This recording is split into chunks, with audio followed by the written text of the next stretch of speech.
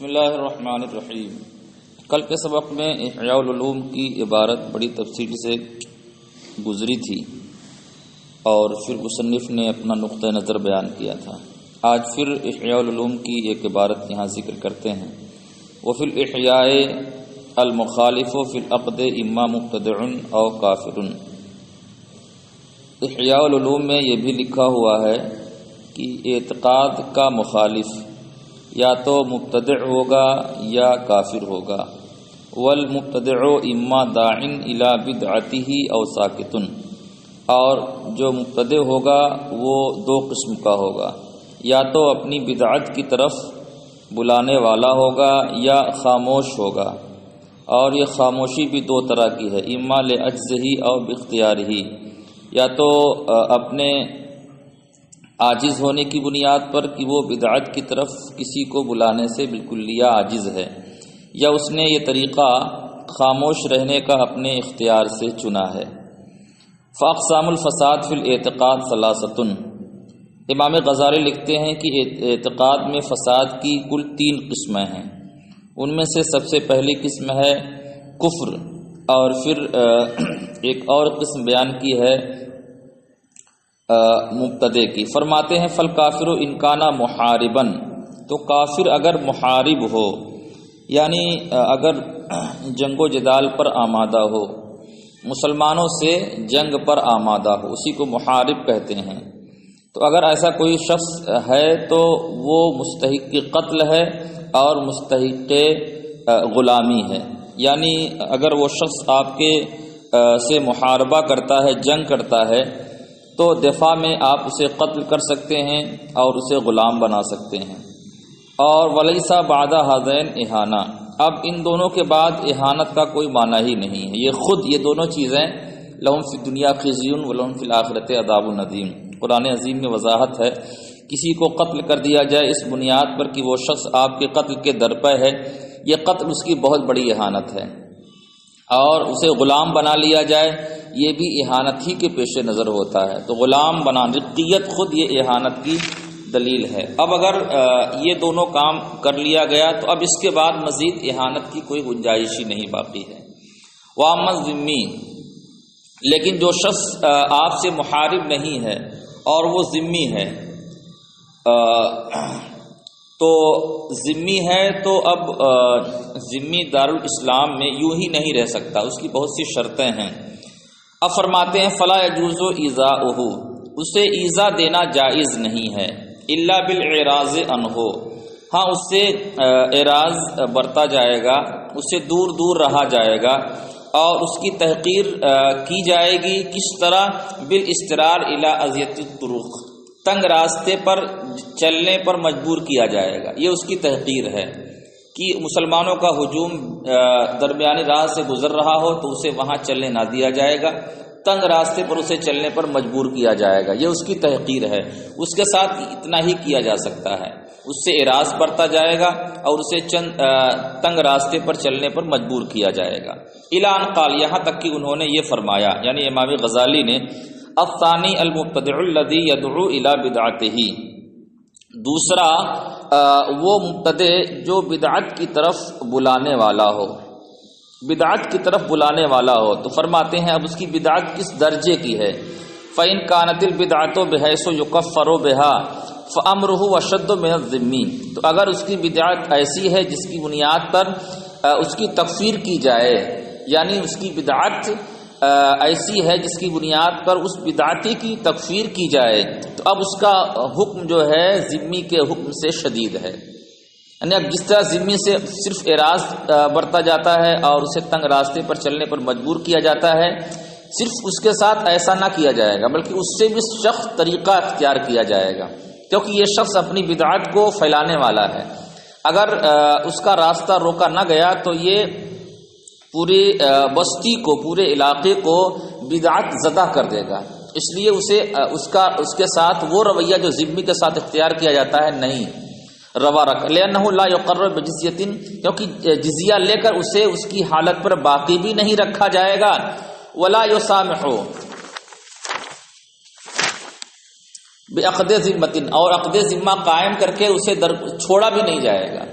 کہ اس کے ساتھ عقد ذمہ یعنی ذمی جیسا عقد رکھ لیا جائے اور پھر اسے درگزر کر دیا جائے، ایسا بھی نہیں کیا جائے گا۔ وَإِنْ كَانَ مِمَّا لَا يُكَفَّرُ بِهِ، اور اگر وہ ایسا ہو یعنی اس کی بدعت ایسی ہو جس کی بنیاد پر، یا وہ شخص ایسا ہو جس کی بنیاد پر اس کی تکفیر نہ کی جاتی ہو، تو اس کا حکم اللہ اس کے اور اللہ کے درمیان ہے، کافر سے ہلکا ہے یقیناً، لا محالہ کافر سے ہلکا ہے۔ لیکن الامر فی الانکار علیہ اشد منہ علی الکافر، لیکن اس پر انکار کا جو حکم ہے وہ کافر سے شدید تر ہوگا، یعنی جس طرح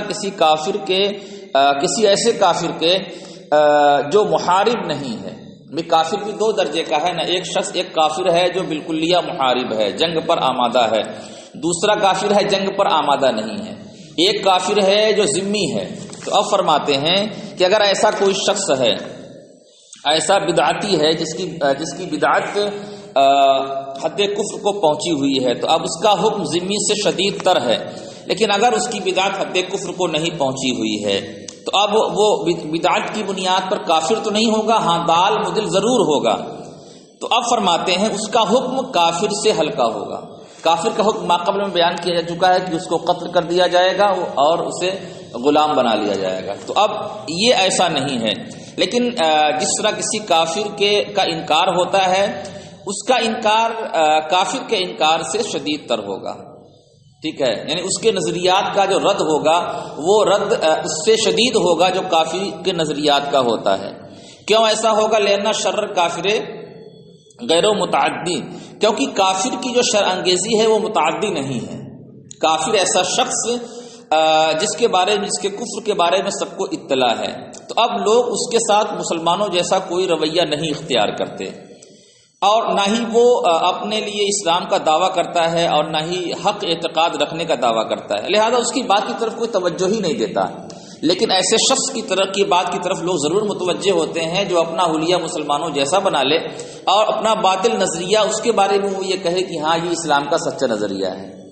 تو فرماتے ہیں کہ کافر کی شرانگیزی غیر متعدی ہے۔ وَإِنَّ الْمُسْلِمِينَ تَقَدُوا كُفْرَهُ، کیونکہ مسلمان اور بے شک مسلمان اس کی کفر کو سمجھتے ہیں، فَلَا يَلْتَفِتُونَ إِلَىٰ قَوْلِهِ، لہٰذا وہ اس کے قول کی طرف متوجہ نہیں ہوں گے، یعنی کافر کے قول کی طرف متوجہ نہیں ہوں گے۔ اِذْ لَا يَدَّعِي لِنَفْسِهِ الْإِسْلَامَ، کیونکہ کافر اپنے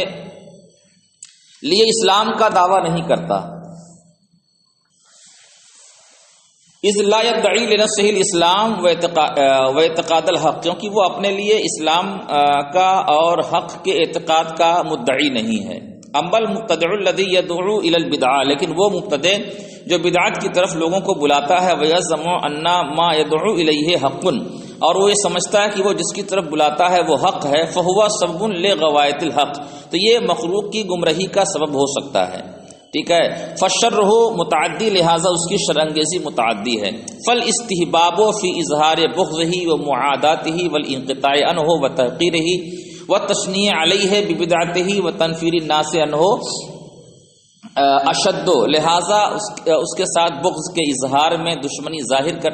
دشمنی رکھنے کے معاملے میں، اور اس کے بائیکاٹ، اس سے سخت انقطاع رکھنے کے معاملے میں، اس کی تحقیر اور اس پر بدعت کی بنیاد پر طنز و تشنیع اور لوگوں سے اس سے متنفر کرنا، یہ زیادہ پسندیدہ ہے۔ فالاستحباب اشد وَإِن سَلَّمَ فِي خَلْوَةٍ، ہاں اگر وہ خلوت میں سلام کرتا ہے، فلا باسا برد جوابہ، تو اب اس کی بات کا جواب دینے میں کوئی حرج نہیں ہے۔ لیکن عوامی مجلس میں اگر وہ آپ کو سلام کرتا ہے تو آپ اس کی بات کا جواب نہیں دیں گے۔ تو یہ حکم ہوا اس مبتدع کا جو اپنی بدعت کی طرف لوگوں کو بلاتا ہو، تو اس کا حکم کیا ہوا؟ دو درجے کی بدعت ہے، ایک بدعت جو اسے حد کفر کو پہنچا دیتی ہے، تو اب اس کا معاملہ کس طرح کا ہے؟ کافر سے بھی شدید تر ہے، اس کا معاملہ کافر سے بھی شدید تر ہے۔ لیکن اگر وہ گمراہی ایسی ہے جو حد کفر کو نہیں پہنچی ہوئی ہے، تو اس کا معاملہ کافر سے ہلکا ہے، یقیناً ہلکا ہے۔ لیکن اس کے ساتھ جو معاملہ کیا جائے گا وہ کافر کے معاملے سے بالکل برعکس ہوگا، کیونکہ کافر کی جو شرانگیزی ہے وہ متعدی نہیں ہے، لوگوں میں اس کا اثر زیادہ نہیں ہوگا، کیونکہ لوگ اسے کافر سمجھتے ہیں۔ وہ کافر مسلمان کے رنگ میں بھی نہیں، اسلام کا دعویٰ بھی نہیں کر رہا، اور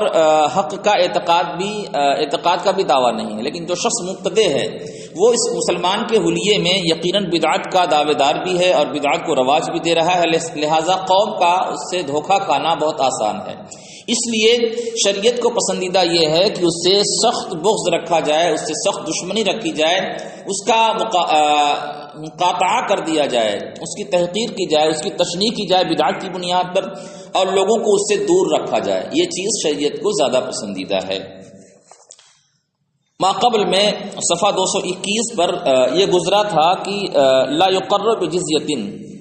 ایسا شخص، ایسا بدعتی جو اپنی بدعت کی طرف لوگوں کو بلاتا ہو اور بدعت ایسی ہو جس کی بنیاد پر اس کی تکفیر کی جائے، تو اس کا معاملہ ذمی سے بھی شدید تر ہے۔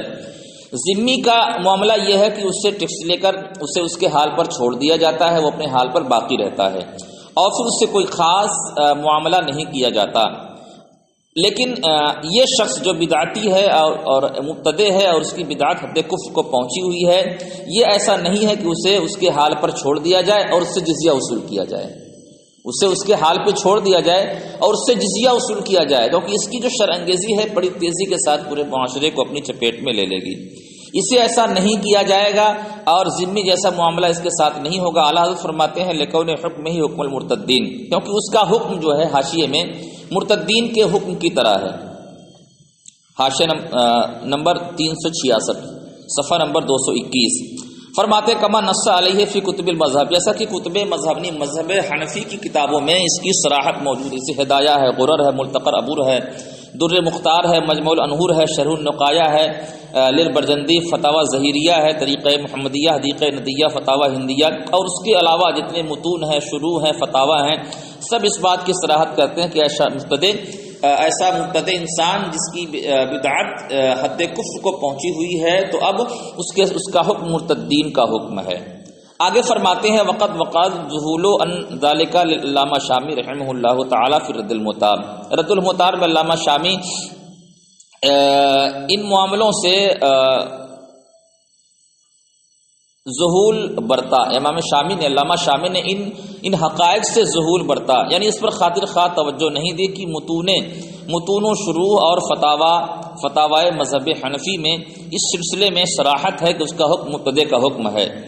فظن انہم ینبغی ان یکونوا کالکتابی، لہذا ان کا نظریہ یہ رہا، انہوں نے گمان کیا کہ مناسب یہ ہے کہ اسے کتابی کی طرح رکھا جائے، یعنی اس کا حکم کتابی کا حکم ہو، اعترافہم بالکتب والرسل، کیونکہ وہ شخص یا وہ لوگ ایسے بدعتی کتابوں اور رسولوں کا اعتراف کرتے ہیں۔ وہ سبقہ زاہدی، اور زاہدی نے اس سے پہلے قنیہ میں ابو علی جبائی سے ذکر کر دیا تھا، یہ بیان کر دیا ہے، یعنی ان سے پہلے کا مطلب امام علامہ شامی سے پہلے کیا لکھا ہے، انا ابا ذالک المبتدع، اس مبتدع کا باپ، ان کانا مثلہ، اگر وہ اسی طرح ہو، یعنی وہ بھی مبتدع ہی ہو، تو فرماتے ہیں اس کا حکم، اس مبتدع کا حکم ذمی کی طرح ہے، اور اگر اس کا باپ مسلم ہو تو مرتد کا حکم ہے۔ اعلیٰ حضرت فرماتے ہیں وکل ذالک باطل، صاف یہ سارے نظریات جو علامہ شامی نے پیش کیے اور جو زاہدی نے ابو علی جبائی کا نظریہ یہاں پیش کیا، فرماتے یہ سب باطل ہے، لا یجوز الاصغاء علیہ، اس پر توجہ دینا بالکلیہ درست نہیں ہے، لیکن نہیں خلاف المنصوص فی المذہب، کیونکہ مذہب میں جو چیزیں بالکل منصوص ہیں اس منصوص کے خلاف ہے، یعنی مذہب حنفی کی جو کتب ہیں ان کتب میں جن امور کی صراحت ہے، یہ نظریہ ان تمام صراحتوں کے خلاف ہے۔ ایسا شخص، ایسا مبتدی جس کی بدعت حد کفر کو پہنچی ہوئی ہے، اس کا حکم مرتد کا حکم ہے، یہ متون کتب مذہب میں اس کی صراحت ہے۔ اعلیٰ حضرت فرماتے ہیں وقت بینتہ بتوفیق اللہ تعالی ما کشف الشبہات و ازالۃ الاوہام فی رسالتی، میں نے اللہ تعالیٰ کی توفیق سے پورے شبہات کو کھول کر اور تمام اوہام کا ازالہ کر کے اپنی اس کتاب میں، اپنی اس رسالے میں المقالۃ المسفرہ کے اندر میں نے واضح فرما دیا ہے۔ وَلَنَعُدُّ بَعْدَ مَن يُوجَدْ فِي آثَارِنَا وَأَمْثَالِنَا مِنْ هَؤُلَاءِ الْأَشْقِيَاءِ، اور ہم قریب ان میں سے بعض کو ہم یہاں ضرور بتائیں گے، شمار کرائیں گے جو ہمارے زمانے میں پائے جاتے ہیں۔ کون لوگ؟ من حاضل اشقیاء، ایسے بدترین مبتدع لوگ جو پائے جاتے ہیں، ضرور ہم ان کا فائنل فتنہ تھا، اس لیے کہ فتنہ جڑ پکڑ چکا ہے اور ظلم تہ بتہ ہے، اور زمانہ ایسا ہے جس کی خبر اللہ کے رسول صلی اللہ علیہ وسلم نے دی ہے، یصبح الرجل مؤمنا، کہ ایک شخص صبح کو مومن ہوگا، ویمسی کافرن، شام کو کافر ہو جائے گا، اور شام کو مومن ہوگا اور صبح کو کافر ہو جائے گا، والعیاذ باللہ تعالی۔ فیجب التنبؤ علی کفر الکافرین المتسترین، ایسے چھپے ہوئے کافروں کو، ٹھیک ہے، اسلام کے پردے میں چھپے ہوئے کافروں کے کفر پر آگاہی حاصل کرنا ضروری ہے۔ لا حول ولا قوۃ الا باللہ، یعنی جو لوگ اسلام کے پردے میں، جو کفار اسلام کے پردے میں چھپے ہوئے ہیں، اپنے آپ کو مسلمان ظاہر کر رہے ہیں، ضروری ہے کہ ان کے اس پردے کو چاک کیا جائے اور ان کا کفر تشت ازبام ہو، تاکہ لوگ ان کی گمراہی سے متاثر نہ ہو بلکہ ان سے دور و نفور رہیں۔ اب اس کے بعد اللہ تعالیٰ عنہ نے اس میں سے مخصوص فرقوں کا ذکر کیا ہے۔ سب سے پہلے نمبر پر نیا شرع ہے، نیچری فرقہ۔